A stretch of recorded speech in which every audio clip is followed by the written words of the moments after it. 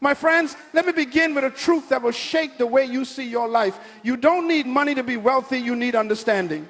We have been taught to chase things when God designed us to chase thinking. You can take away a man's job, his house, his bank account, but if you cannot take away his mind, he will rise again. Because poverty is not the absence of money. Poverty is the mismanagement of mentality. You see, the poorest man in the world is not the one who has no possessions. It is the one who has no purpose. The richest man in the world is not the one who controls gold. It is the one who controls his thoughts. Everything you call success, everything you call wealth, everything you call prosperity begins right here between your ears. The mind is the womb of creation. Nothing appears in your hand until it has first been conceived in your head. When you read the book of Genesis, the first thing God gave man was not money, not property, not jewelry. He gave man a mind. He said, let us make man in our image and after our likeness. Image means imagination. Likeness means the capacity to think and to act like the Creator himself. That means your mind is divine territory. When you think right, you rule right. When you think small, you live small. So hear me today. Wealth does not begin in your bank. It begins in your belief. It does not begin in your paycheck. It begins in your perception. It does not begin in your salary. It begins in your sense of stewardship. Most people are broke not because they lack opportunity, but because they've never managed their mentality. They keep praying for God to change their situation, but refuse to let him change their thinking. That's why Jesus never said, be ye transformed by miracles. He said, be ye transformed by the renewing of your mind. If your mind doesn't change, your money won't either. If your thoughts remain small, your results will remain limited. You can only rise to the level of your revelation. I remember growing up in the Bahamas where I saw people living in poverty, not because they were lazy, but because they were never taught to think differently. Their environment became their education. Their struggle became their standard. They thought poverty was normal, so they never resisted it. Let me tell you, whatever you tolerate, you authorize to stay. You must learn to fire wrong thinking before it bankrupts your destiny. Because your future is not waiting on your finances. Your future is waiting on your focus. The wealth of a man is not in what he holds, but in what he knows. Wealthy people think in terms of systems. Poor people think in terms of survival. The wealthy asks, how can I make it work? The poor ask, can it work for me? One looks for responsibility, the other looks for rescue. That's why God never gave Adam a chair or a table. He gave him trees. Because God never gives you finished things. He gives you raw material and a mind to shape it. He expects you to think. He expects you to imagine. He expects you to create. If you change the way you see the world you see will change. Because life doesn't respond to your complaints. It responds to your consciousness. So today, as we begin this journey together, I want to challenge you to stop asking for money and start asking for mentality. Don't pray for wealth, pray for wisdom. Because when you have understanding, wealth becomes inevitable. That's why I say again, you don't need money to be wealthy. You need understanding. You can lose everything and rebuild it again if your mind is intact. But if your mind is broken, no miracle can make you last. Before we talk about investments, before we talk about business, before we talk about strategy, we must fix the foundation. Because wealth that begins with money will end with money. But wealth that begins with mindset will outlive you. Today, we are going to learn the 7 money mindset laws that Dr. Myles Munroe lived by, the same laws that the world's most powerful people practice without even realizing their divine origin. These are not financial tricks. These are not get-rich schemes. These are principles, eternal, unchanging, dependable laws of the kingdom. If you can grasp these laws, apply them, and manage them, you will never be broke another day in your life. Not because your wallet is full, but because your wisdom is working. Now, let us begin with law number 1, the law of stewardship. You don't own it, you manage it. Let me say something that may challenge everything you've been taught about success. You own nothing.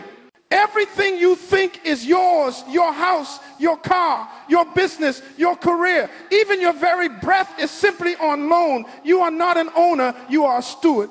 Now, that word stewardship is not popular anymore because it demands accountability. But accountability is the foundation of authority. Until you understand that you are a manager, not a master, you will keep living like a beggar in a kingdom of abundance. When God placed Adam in the garden, he didn't give him ownership papers, he gave him responsibility. He said, work it and keep it. In other words, manage what I've given you. You see, the moment you start to think you own something, you stop protecting it. But when you know you're a manager, you handle it with care because you must one day give an account. Let me show you how this principle works in life. There are people praying for more income, more influence, more opportunity, but heaven is silent because God is not impressed by prayer alone. God does not respond to emotion, he responds to management. To whom much is given, much is required. If you mismanage what's in your hand, God will not give you what's in his.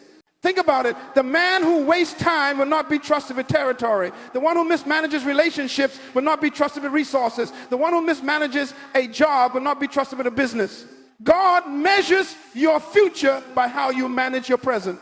I've met people who say, Dr. Munroe, if I had more money, I'd be generous. And I tell them, no, you wouldn't. Because money doesn't change your character, it amplifies it. If you mismanage $1, you will mismanage 1,000. The problem is not the amount, it's the mindset. Let me give you a secret. God tests you in small assignments before he promotes you to big responsibilities. Before he gives you nations, he gives you a neighborhood. Before he gives you wealth, he gives you work. Before he gives you millions, he gives you minutes. And he watches how you manage each one. If you are faithful with the little, he says, I will make you ruler over much. That's not a motivational slogan. That's a management principle of the kingdom. Heaven is a government, not a religion. And in that government, increase is not given by favoritism, but by faithfulness. You see, the poor often pray for miracles, but the wealthy understand stewardship. The poor want divine intervention. The wise want divine instruction. Because miracles may rescue you once, but management will sustain you for life. Let me give you an example. Suppose you give a man $100. He spends it all on pleasure and then prays for another miracle. God may answer once out of mercy, but he will not build a system on your mismanagement. Heaven is not a charity, it's a kingdom.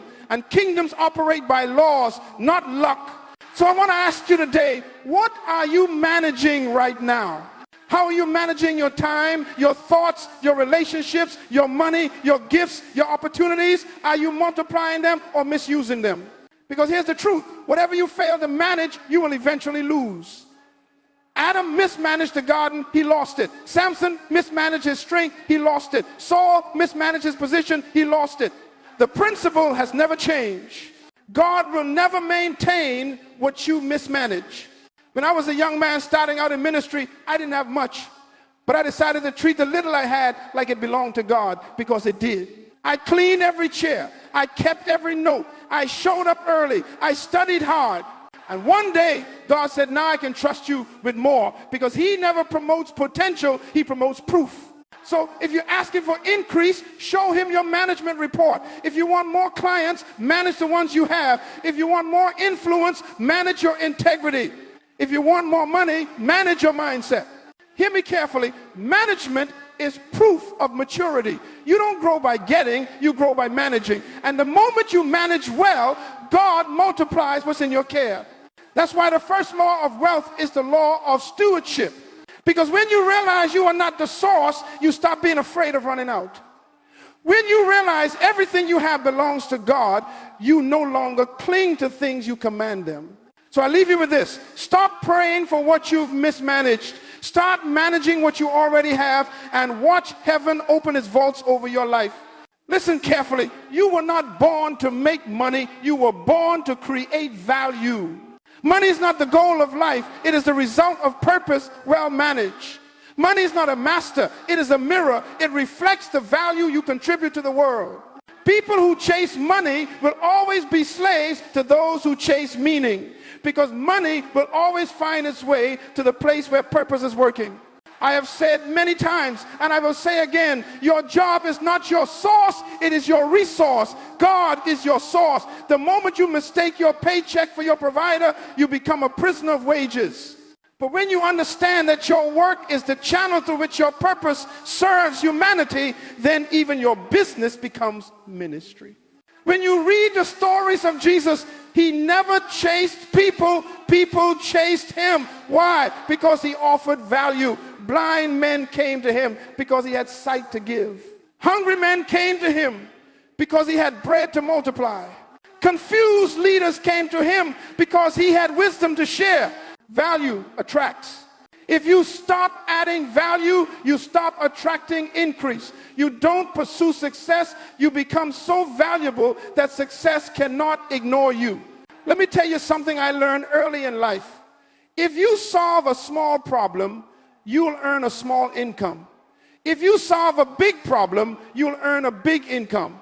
Your financial level is determined by the size of the problem you are willing to solve. Poor people want escape.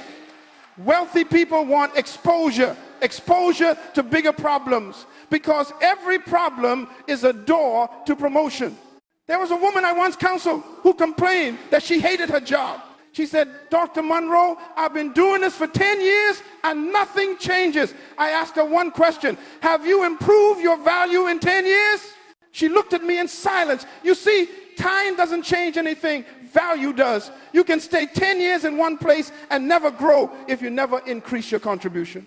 When you increase your value, your environment must adjust to accommodate you. That's why Joseph went from prison to palace, not because he prayed louder, but because he solved Pharaoh's problem.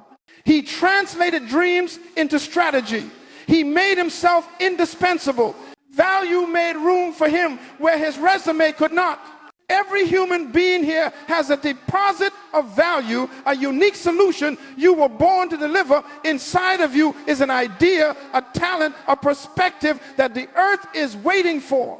But it will never manifest until you stop working for survival and start working for significance. Ask yourself, what problem was I born to solve? Because wealth is the reward of usefulness. The world does not pay you for effort, it pays you for impact. You are not rewarded for activity, you are rewarded for productivity. If you want to change your financial level, stop increasing your hours and start increasing your value. Stop working harder, start working smarter. Hard work without purpose only produces sweat, not success. Purpose turns labor into legacy. Now, let me give you a key principle. Purpose produces value. Value attracts resources. Resources sustain vision. That is the divine chain of prosperity. You cannot skip steps. When you produce value, money comes as a servant. But when you chase money without purpose, it becomes your master. So I challenge you today, don't run after riches, run after relevance. Don't pray to be famous, pray to be fruitful, because fame fades, but fruit remains. If you want to attract wealth, become the kind of person that wealth needs. When you improve yourself, opportunities start to recognize your face. When you multiply your skill, doors start to open that no man can shut. I have traveled to many nations, and I have met kings, presidents, and billionaires. Do you know what they all have in common? They understand value. They pay any price for ideas that solve problems. And do you know what separates them from the average man? The average man sells his time, the wealthy sell their wisdom. Let me make it plain. Your value is not in your title, it's in your transformation. If your presence doesn't change something, your absence will not be noticed. Make your life an answer, not a question.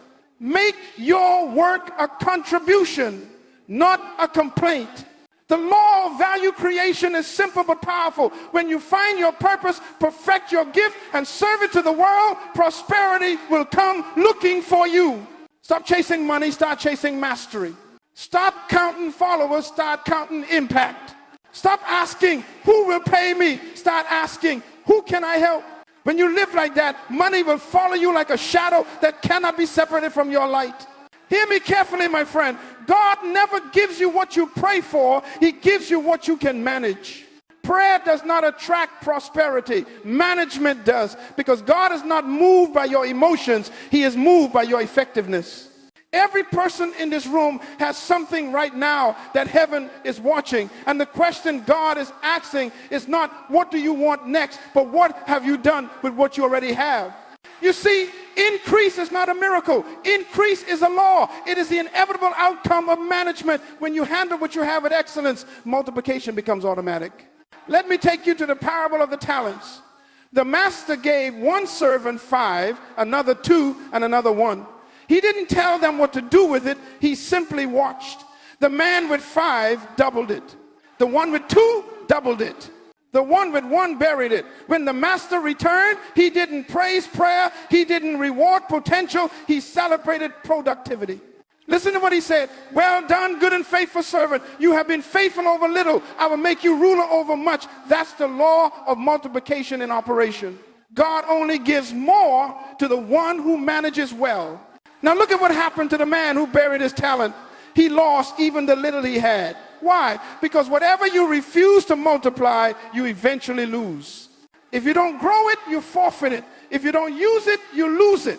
I have seen many people pray for God to enlarge their territory when they haven't even organized their tent. They want more income but can't manage an allowance. They want to lead hundreds but can't serve one faithfully. God says, show me multiplication at your level before I promote you to another. Increase always begins at your current capacity. If you are waiting for big opportunities to be faithful, you will die waiting. Big doors only open to those who honor small keys. Let me make this practical. If you want your income to increase, start multiplying your skill. If you want your influence to increase, start multiplying your service. If you want your organization to grow, start multiplying your systems. Multiplication is not a mystery, it is mastery. Everything in the kingdom multiplies by design. God commanded it from the beginning. Be fruitful and multiply. That's not just about having children, it's about producing results. It means whatever I give you, don't keep it the same. Expand it, refine it, increase it, improve it, reproduce it. I remember once talking to a young entrepreneur who told me, Dr. Munroe, business is slow. I'm waiting for the economy to change. I told him, son, the economy doesn't make you, you make the economy. You cannot wait for the environment to multiply your vision. You must multiply in the midst of it. Productivity is not seasonal, it's spiritual. The wealthy understand this law instinctively. They look at what's in their hand and ask, how can I multiply it? Poor thinking says, I only have one. Wealthy thinking says, I can turn this one into many. The same sun that hardens clay melts ice. The difference is composition.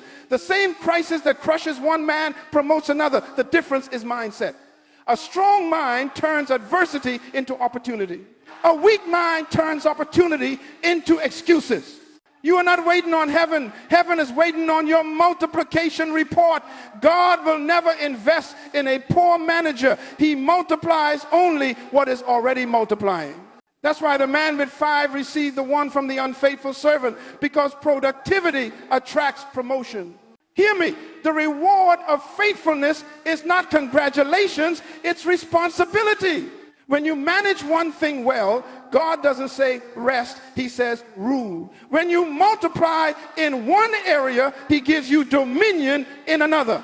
That's why some people keep rising. They are faithful in every season. The reason some never grow is because they despise the little. They are waiting for one day, but multiplication begins today. Take your skill and develop it. Take your time and schedule it. Take your money and budget it. Take your idea and plan it. That's how increase begins. Remember this, multiplication is not God's job, it's your responsibility. He provides seed, you produce strategy. He provides opportunity, you provide order. He provides gifts, you provide growth. If you do not manage what's small, you disqualify yourself from what's great. If you are faithful with the little, he will make you ruler over much.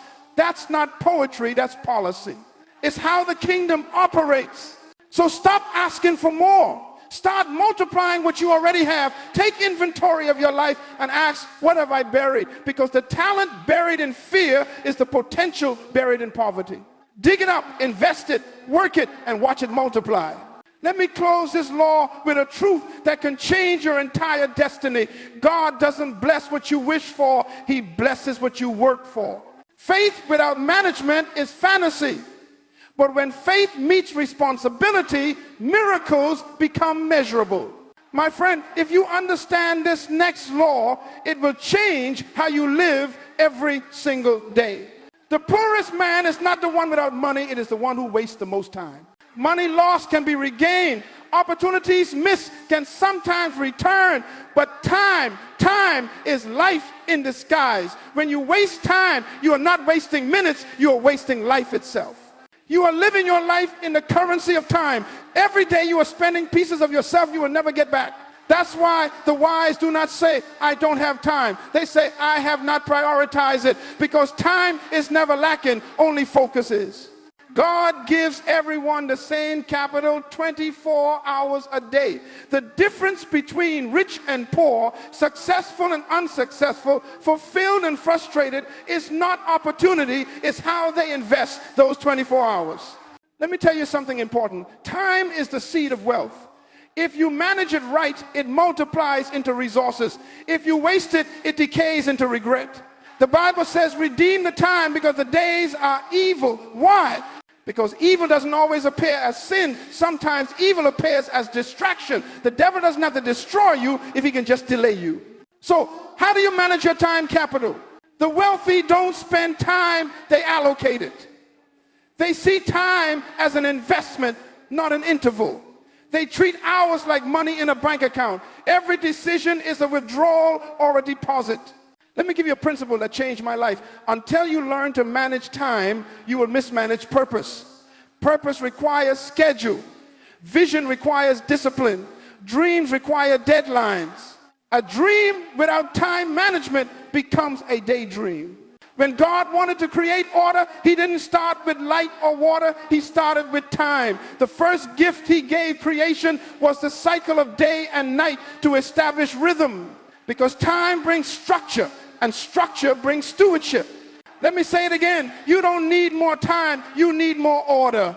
I meet people everywhere who tell me, Dr. Munroe, I'm so busy. And I tell them, busyness is not productivity. You can be active and still be unproductive. The ant is small but efficient because every movement serves the colony's purpose. Efficiency is not about doing many things, it's about doing the right things at the right time for the right reasons. Now, listen closely. You can never manage life, you can only manage the time life gives you. When you waste time, you delay destiny. When you delay destiny, you deny generations waiting for your contribution. Some people are not just late to appointments, they are late to life. The rich understand this law deeply. They do not trade hours for dollars forever. They invest hours into systems that multiply even when they sleep. They delegate, they automate, they prioritize. Why? Because time is too expensive to be spent on things that don't multiply. The poor trade time for survival. The rich trade time for strategy. The wealthy trade time for legacy. Which one are you? Let me give you something practical. You can track a person's destiny by looking at their calendar, because your calendar reveals your values. Show me what fills your day, and I'll show you where your life is going. If your schedule is full of entertainment but empty of education, full of activity but empty of purpose, then your future is being consumed by your present pleasure. Write this down in your heart. Time is God's equalizer. The only thing God gives every human equally is time. The question is not how much you have. The question is how well you convert it. The wise convert time into treasure. The foolish convert time into talk. When you understand this, procrastination becomes an enemy, not a habit. Because procrastination is the arrogant assumption that God owes you another opportunity to do tomorrow what he gave you grace to do today. So I ask you right now, what are you doing with your time? Are you multiplying it through discipline? Are you wasting it through distraction? Are you investing it into purpose? Don't spend hours gossiping when you could spend minutes growing. Don't give your mornings to entertainment when you could give them to education. Don't let your clock control your calling. Let your calling control your clock. You see, God will never give you more days. He gives you wisdom to make days produce more. The Bible doesn't say teach us to have more time. It says teach us to number our days that we may apply our hearts to wisdom. Let me tell you something that may sting a little but will save your life. If you don't plan your time, someone else will. If you don't set your priorities, someone else will set them for you, and they'll always set them smaller than your purpose. So from today forward, treat your time as your most sacred currency. Guard it, schedule it, seed it, because whatever you do with your time determines what your time will do with you. And remember this, God multiplies not your prayer, not your effort, but your management. If you can manage time, you can manage anything. Because time is the container of everything you will ever accomplish. So I leave you with this thought. Redeem your time. Exchange wasted hours for wise habits. Exchange entertainment for education. Exchange excuses for execution. Because every day you live is one day less to fulfill your purpose. Don't die busy, die effective. My friend, let me begin this section with a truth that separates the great from the average. Wealth is never created by desire, it is created by discipline. Desire dreams of success, but discipline delivers it. You cannot build wealth with wishes. You build it with ways, habits, structure, restraint, and consistency. Discipline is the bridge between your potential and your prosperity. You see, everyone wants the fruit of success, but few want to nurture the root of success. Everyone wants harvest, but not everyone wants to sow. And the greatest enemy of wealth is not poverty, it is impatience. Write this down in your heart. Discipline is the currency of destiny. You pay the price of self-control today so that you can enjoy the profit of freedom tomorrow. I've met many people who tell me, Dr. Munroe, I want to be wealthy like those great business leaders. And I tell them, no, you don't. You want their results, but not their routines. Because you cannot inherit the crown if you despise the cross that carried it. Discipline is doing what is right even when you don't feel like it. It is saying no to your impulses so you can say yes to your purpose. The undisciplined mind is like a leaking vessel. No matter how much opportunity God pours into it, it will never stay full. Let me show you how the wealthy think. The poor spend for pleasure. The rich spend for purpose. The poor ask, can I afford it? The wealthy ask, does it multiply? Discipline is not about deprivation, it's about direction. You don't say no to fun, you say yes to the future. In my travels, I have observed that successful people are not necessarily more talented, they are simply more consistent. They master repetition. They show up when others quit. They choose growth over gratification, process over pleasure, investment over impulse. And I want you to hear this with your spirit. Success is not what you do occasionally, it's what you do continually. A wealthy mindset is not built in a moment, it's built in motion, one decision at a time, one discipline at a time. Let me give you a few simple examples. The habit of saving a small portion consistently will do more for your wealth than sudden windfalls. The discipline of learning one new thing daily will make you wiser than your peers in 1 year. The discipline of waking up with purpose will open doors that emotion could never open. Every great destiny is constructed by daily discipline. Remember this, God will never trust greatness to someone who cannot handle self-control.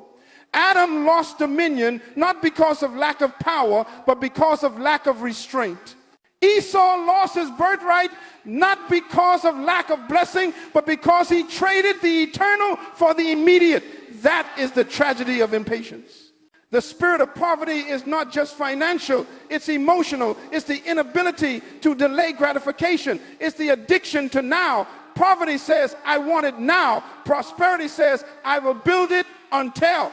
That's why the wealthy live by principle, not pleasure. They understand that true wealth is not measured by what you buy, but by what you resist. It's not how much you can afford, but how much you can postpone. Listen, you cannot build a future you keep consuming today. The seed you eat cannot become the tree you need. Every dollar you save is a soldier working for your future. Every hour you discipline is a deposit in your destiny account. When you delay gratification, you are not losing pleasure, you are multiplying it. You are trading the temporary for the timeless. The moment you master delay, you master destiny. I learned early in life that God blesses order before overflow. He will not fill a vessel that cannot handle pressure. Discipline is proof that you are ready for more. When God sees that you can say no to yourself, he knows he can trust you with others. Let me tell you something practical. If you want to build wealth, control your consumption. Don't buy to impress, buy to invest. Master your mornings. The first hour of your day decides the next 23. Guard your attention. Focus is the highest form of discipline. Track your progress. Measured habits multiply results. Celebrate consistency, not comfort. Comfort kills calling. Discipline is not punishment. It is preparation. It is training your emotions to serve your purpose. If your feelings lead your life, your future will follow your frustration. But if your discipline leads your life, your feelings will follow your focus. You see, wealth is not bought in a store. It is built in the soul. And every time you practice restraint, heaven takes note, because the law of discipline is the proof of maturity. Let me summarize this truth in 3 simple sentences. The undisciplined seek miracles. The disciplined become miracles. The undisciplined wait for opportunity. The disciplined create opportunity. The undisciplined live for comfort. The disciplined live for calling. So I say again, wealth is built, not bought. It is the reward of a disciplined mind, a focused life, and a patient heart. Stop saying one day I'll succeed. Start saying every day I'll sow. Because destiny is not a day, it's a decision repeated daily. Now listen carefully, because this next law separates those who succeed temporarily from those who succeed generationally. Your greatest wealth is not in your bank account, it's in your relationships. Money can buy influence for a season, but relationships create impact for a lifetime. The law of networks teaches us that prosperity moves through people. Every blessing God will ever send you will come through a person. Every opportunity he will ever open for you will involve another human being. That's why the enemy doesn't fear your skill, he fears your connection. Because if he can isolate you, he can weaken you. But if you ever find the right relationships, your destiny accelerates. The Bible says 2 are better than 1 because they have a good reward for their labor. Why? Because multiplication happens through association. You will never go further than the people you walk with. You see, your network determines your net worth, not just financially, but mentally, emotionally, and spiritually. The people you spend time with either dilute your destiny or develop it. They either stretch your vision or shrink it. They either fuel your faith or feed your fear. If you want to know where you'll be in 5 years, don't look at your dreams, look at your friends. Show me your circle, and I'll show you your ceiling. When God wants to bless you, he sends a person. When the enemy wants to destroy you, he also sends a person. So discernment is the difference between deliverance and deception. Dr. Munroe used to say, the most dangerous place in the world is not a ghetto, it's the wrong relationship. Because the wrong voice in your ear can cancel the right vision in your heart. But the right network can change everything. Let me give you a story. I once met a young man who had great talent but little progress. He said, Dr. Munroe, I've been trying for years, but doors never open. I told him, son, doors don't open, people do. You can pray all day, but if you're rude to people, disloyal to leaders, and disconnected from mentors, you are locking your own doors. Every great destiny is linked to divine relationships. David had Samuel to anoint him. Elisha had Elijah to train him. Ruth had Naomi to guide her. Jesus had disciples to multiply his mission. Even the Son of God built a network. Let me give you the principle. Association determines acceleration. The right people move you faster, further, and deeper into purpose. Wrong people make you slower, smaller, and weaker in conviction. If you keep company with dreamers, you will dream. If you keep company with doubters, you will decay. That's why Proverbs says, he who walks with the wise will become wise, but a companion of fools will be destroyed. You cannot walk with the wrong people and expect to end up in the right place. Now, let's be honest. Many of you are loyal to relationships that are lethal. You keep company with people who tolerate your excuses instead of challenging your excellence. They are comfortable with your past and threatened by your potential. You must learn to love people but limit access, because access is the currency of influence.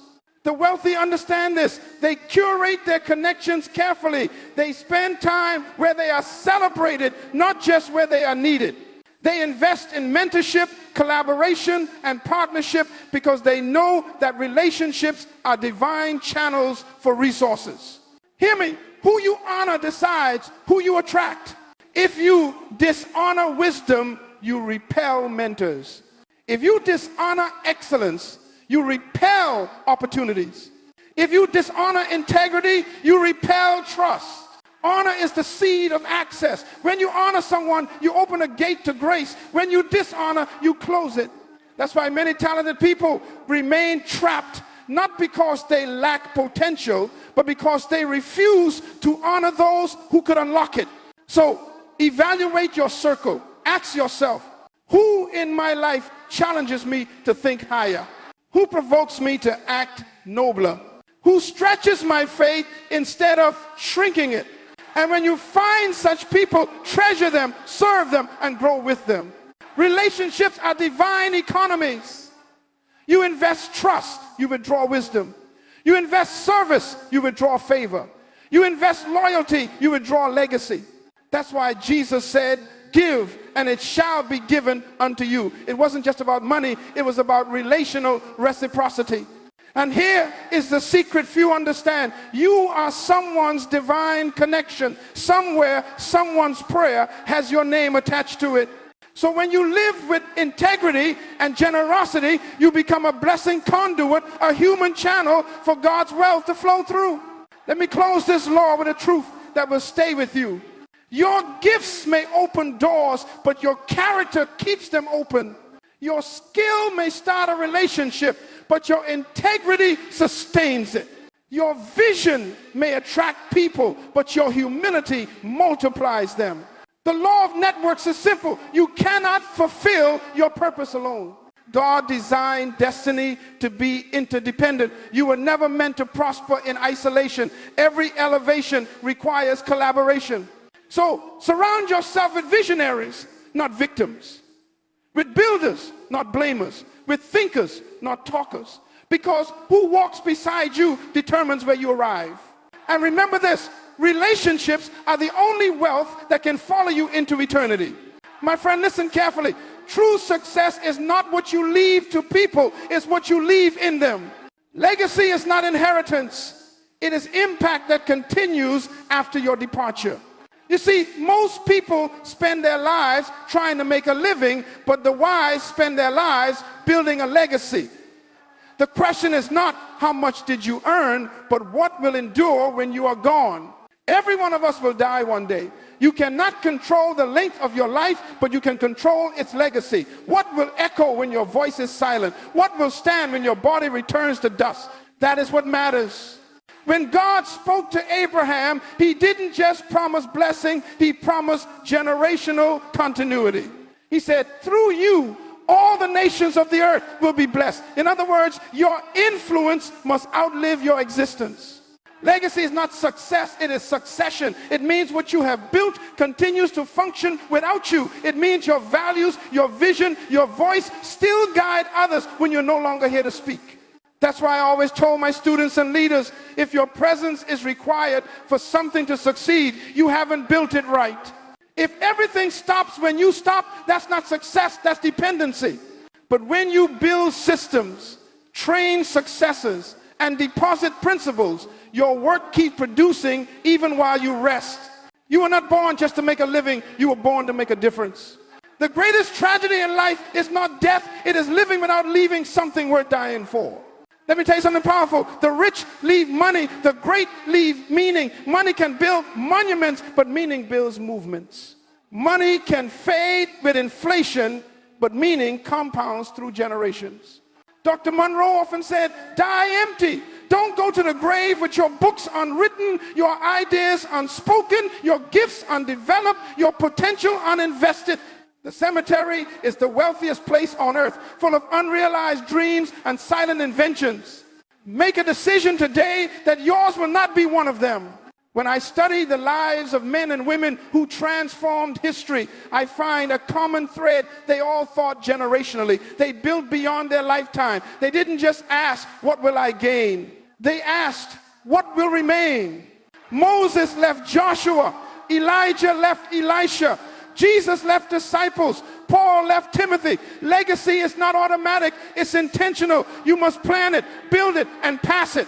You see, legacy begins when you stop thinking like a consumer and start thinking like a creator. Consumers take from the world. Creators leave something behind. Consumers spend time. Creators invest it. Consumers die and are forgotten. Creators die and live through what they left. Let me give you 3 pillars of legacy. Principles. Leave timeless truths that others can live by. Laws that don't expire with your generation. Your words can become blueprints for future builders. People. Mentor someone. Pour yourself into others. Leadership without succession is failure. If what you know dies with you, you have buried your wealth instead of planting it. Purpose. Ensure that everything you build aligns with God's intention for your life. Purpose is the only foundation strong enough to carry legacy. When you live with purpose, you build things that serve beyond you. You will design businesses that empower communities. You will raise children who walk in wisdom. You will start movements that shape nations. Because legacy is not memory, it is multiplication. Let me tell you this truth plainly. Wealth without legacy is vanity. If all you leave behind is property, you have failed your generation. But if you leave behind principles, systems, institutions, and people who carry your vision forward, then you have truly succeeded. That is why God measures greatness not by duration, but by duplication. You are not great because you live long. You are great because your life keeps living through others. So begin today. Write your knowledge down. Mentor someone. Create structures that don't depend on you. Deposit your wisdom in others before time withdraws you from this earth. The law of legacy says, whatever you do for yourself dies with you, but what you do for others lies beyond you. You are not meant to vanish. You are meant to multiply. Make your life a seed that keeps producing fruit even when the planter is gone. When my time came to leave this world, I wanted no one to say, Dr. Munroe is gone. I wanted them to say, Dr. Munroe still speaks through us. That is legacy. So my question to you is this. What will the next generation thank you for? Will they inherit your assets or your assignment? Will they enjoy your comfort or carry your conviction? Because the greatest inheritance is not what you leave in their hands, it's what you leave in their hearts. So live every day building something that will outlive your name. Let your children rise up and say, because of you, I see further. Let your mentees say, because of you, I think higher. Let your generation say, because of you, we dare to dream. Then, and only then, can you say with confidence, I have fought the good fight. I have finished my course. I have kept the faith. That, my friend, is legacy wealth that outlives you. Now listen closely, because this law will challenge everything the world taught you about money. The more you give, the richer you become. That is not a slogan, that is a spiritual principle. It is the paradox of true prosperity. The world says, keep everything and you will have more. But the kingdom says, release what you have and I will multiply it. The world teaches accumulation. God teaches circulation. Why? Because giving is proof that money does not own you. Greed says hold tight. Faith says let go. One ends in scarcity, the other ends in supply. Let me make this plain. Money is like blood, it must flow to stay alive. The moment it stops moving, it begins to die. The river that refuses to give becomes a swamp, but the river that keeps flowing feeds nations. That's why generosity is not loss, it is investment. Every time you give, you plant a seed in the soil of eternity, and God himself becomes your return on investment. The Bible says, give and it shall be given unto you, good measure, pressed down, shaken together, and running over. When you give, you don't subtract, you multiply. Because giving unlocks the law of divine reciprocity. You cannot outgive the source of all things. Now understand this, generosity is not measured by amount, it is measured by attitude. God is not impressed by your figure. He is moved by your faith. When Jesus watched people give, he celebrated a widow who offered 2 coins, not because of what she gave, but because of what she kept back, nothing. Giving reveals who your master really is. You cannot serve both God and money. So every time you give, you dethrone mammon and enthrone faith. Let me tell you something I learned early. Money is a terrible master, but a powerful servant. When you worship it, it destroys you. When you manage it, it multiplies you. When you release it, it returns to you pressed down, shaken together, and running over. Many people pray for financial breakthrough, but they never pass the test of generosity. God cannot trust a closed hand, because a closed hand cannot receive. If you want God to fill your life, open your life. Generosity is not charity, it's strategy. It's how you participate in divine economics. Every farmer understands, if you want harvest, you must sow. You cannot pray for crops while hoarding seed. The wealthy understand this law, that money grows only when it circulates. That's why they invest, donate, and build. They know that wealth hoarded decays, but wealth distributed develops. Even secular billionaires unknowingly follow a kingdom principle. The more they give, the more capacity they create to receive. But hear me, giving must be guided by wisdom. You don't just give emotionally, you give strategically. You give where growth is possible. You sow where purpose is present. You invest in people and projects that align with your assignment, because where you sow determines what you grow.